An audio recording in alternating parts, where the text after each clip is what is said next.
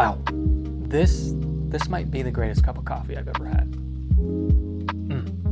It's like chocolatey, it's nutty, it's smooth.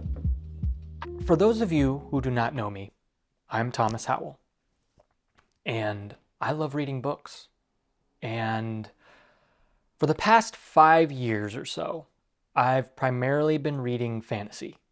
For the past 2 years, I've been pretty much only reading the Wheel of Time series. That's 14 books long. It's 11,000 something pages, 4.4 million words. It's a lot. I'm on the last book, and I'll be finishing that book probably within the next week or two.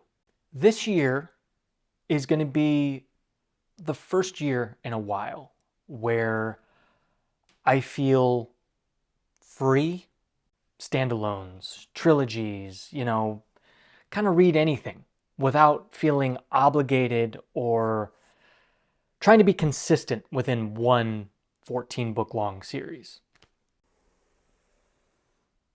Yeah, I've got a lot that I want to read this year. I want to challenge myself to read outside of my comfort zone and just try other authors, try other writing styles and different stories. Also, I'm not a big TBR guy. I don't have a to-be-read list.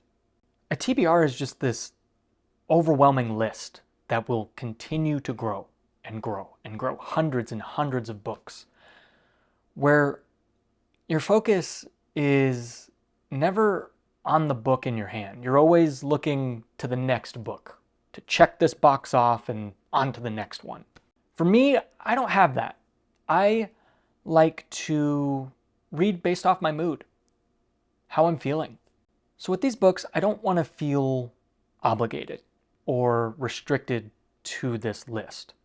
Ultimately, I want to just take my time and read of my own volition, because I think that is where you get the most joy and reward in reading, because you want to read and read what you want to read when you want to read it. So I may throw this list out the window. I may follow it all the way through. I may try this, try that. Who knows? But I'm just going to have fun this year. So with that long intro, I apologize for that. Hope you got a cup of coffee, because this is going to be a good one. This list starts out with 2 books that have been on my mind for I think a year now. I've been wanting to read these for a while. That is The Last Unicorn and A Hitchhiker's Guide to the Galaxy. Both of these books are actually on my 10 books I want to read before I die list. The Last Unicorn is my favorite author's favorite book, Patrick Rothfuss, the man who wrote Name of the Wind, my favorite book of all time. And I've just been craving a simple, standalone story with very poetic and lyrical prose. I think it'll be nice to try this out after the heavy, deep journey that I've gone on with Wheel of Time. And then Hitchhiker's Guide to the Galaxy. I know this is part of a series, but I know it's a good palate cleanser, and it's a classic, and it's been on my radar for quite some time. I was gifted this for my birthday last year. My friend Trevor, I believe this is his favorite book of all time, or one of them, and he's just been telling me, you got to start Sci-Fi with this one. Don't read Dune, don't read anything else until you read this. I really don't know too much about it. I just know it's a classic. I know there were movies on it, I think, and it does look to be a part of a series, but pretty sure my friend said I can just read this and I will be good. I've just never been a sci-fi fan. I've been a fantasy fan, and I think this will open that door into that world. Speaking of sci-fi, another series that I really want to read is Christopher Ruocchio's Sun Eater series. I think it's finishing up this year. Right now, I don't want to dive into a long series anytime soon because Wheel of Time has taken up 2 years of my life. So it'd be nice to just kind of cleanse the palate before I dive into that one. But I hear Rockio is just a master with words, very much like Rothfuss with Name of the Wind. That is a good cup of coffee. It is a beautiful day out today in California. My gosh. Sun's out. No rain in sight. I would love some rain. That would be nice. Thank you to Murphy, another booktuber. I've loved her videos throughout the years and her Wheel of Time videos and whatnot. And because of her, I purchased the first Beartown book. She highly recommended that trilogy. Beartown is about this tiny community that loves hockey. And you see all these perspectives from townsfolk and all their stories kind of surrounding this horrific event. And while I was purchasing this, the sweet old lady on the other side of the counter recommended Anxious People, which is Fredrik's, I think, most popular book. And she said it is hilarious. A commenter suggested this sweet old novella. Feel like I'll be crying a lot with that. I'm just excited to try Fredrik out. I hear he writes the human experience really profoundly and intimately. And then you've got an absolute classic, Steinbeck. I really don't know anything about this book or a lot of his other works. I know we had to read Of Mice and Men in school growing up. I didn't pay attention. I didn't care. But now as an adult, I feel I can appreciate these classics. I'm a California native, so Steinbeck writes California in a very beautiful way. I also have a couple other of his books. I have Mice of Men and A Winter of Discontent. But yeah, I'm just excited to try out classics. And speaking of classics, The Alchemist. I am in the wedding industry. I film weddings for a living. I make wedding films, and I've been doing that for over 10 plus years.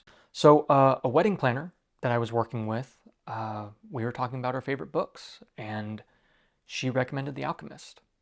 I know nothing about this, and she just said it is a very profound story, and it's short. So that's something I am looking forward to. Reading a lot of short, standalone books this year.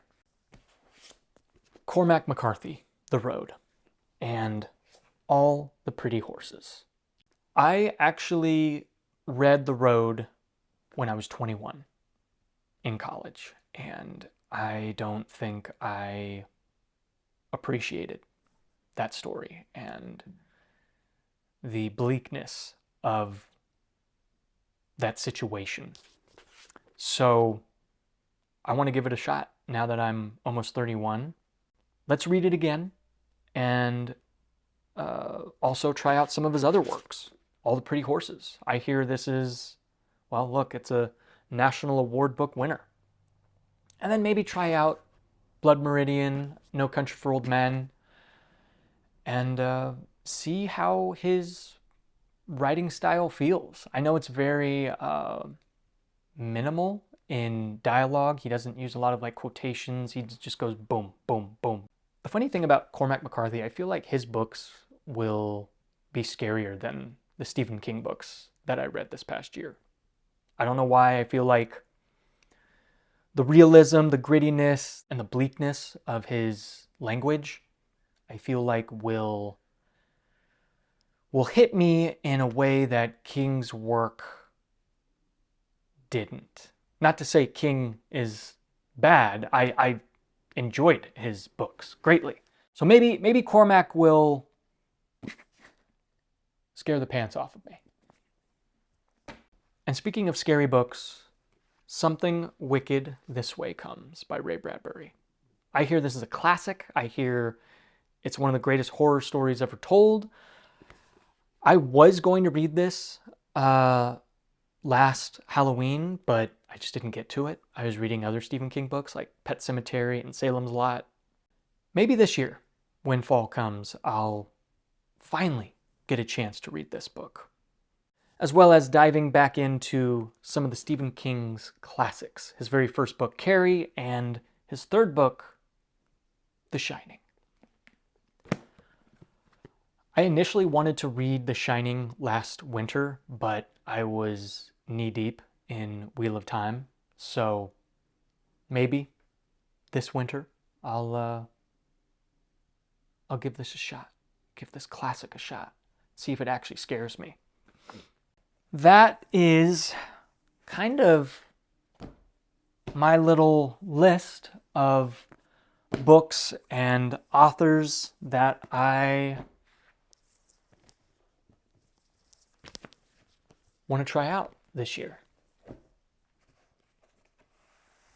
Look at that. Look at that beautiful stack of books. It's nice to see how small some of these books are and just how self-contained they are versus, reading a 14-book series that is a continuous story. Reading a book that is a fully self-contained story within a little more than 300 pages, that's just feels different. Feels like every book is just going to be a breeze after Wheel of Time. Not that I'm going to try to speed through all this. I still want to just take my time and read deeply and really be intentional. I do feel like I'll be able to read at a more consistent speed, and I actually think I can realistically get through all these. And then maybe I'll actually have a top 10 books from 2025, You need to read these right now. 10 best books I read this year. I see that all over BookTube, and I'm just like, gosh dang it. I'm a slow reader. I've been reading Wheel of Time for 2 years. Like, give me a break. So, anyways. Oh, shoot. I know I said I wanted to take a break from fantasy this year, but there is a book that has been on my mind for a very long time, probably since I finished Name of the Wind, and that's the Farseer trilogy. Everyone has told me if you like Name of the Wind, you'll love Robin Hobb, and you'll especially love the Farseer trilogy. So this is also part of that list. I don't know when I will get to it. I know I will want to take my time with this one because I've pushed it off for so long. I'm genuinely excited to read a slow-paced story that is told through a single character's perspective, almost like a slice of life story, where it feels like nothing is happening. I like that. That's cozy to me, and that's how I prefer my TV shows and movies, where they're slow-paced, and you see that natural progression of the world and that character's journey. It's very intimate. So there's that one, as well as this massive tome. I'm not going to read this whole book. I'm going to read the first book, The Wizard of Earthsea. It's only like less than 200 pages. I feel like it's a campfire story. It's a short fantasy campfire story. These two fantasy books have just been on my radar and pushed back because when reading Wheel of Time, I didn't want to read another fantasy book. I didn't want to bounce to another fantasy book at the same time while reading Wheel of Time. I wanted to give my full attention to the series that I was reading. Now that I'm free from the grand world of Robert Jordan, reading is going to be a blast. And I'm so excited to read these and just share my genuine thoughts with you. And yeah, so are there any books that you want to read this year? What's your kind of 2025 book list look like? How about, let's simplify it. What are the 3 books that you've been really wanting to read and that you feel like you can tackle this year? Thank you for hanging out with me. I hope you had a cup of coffee with me, and yeah. Till next time.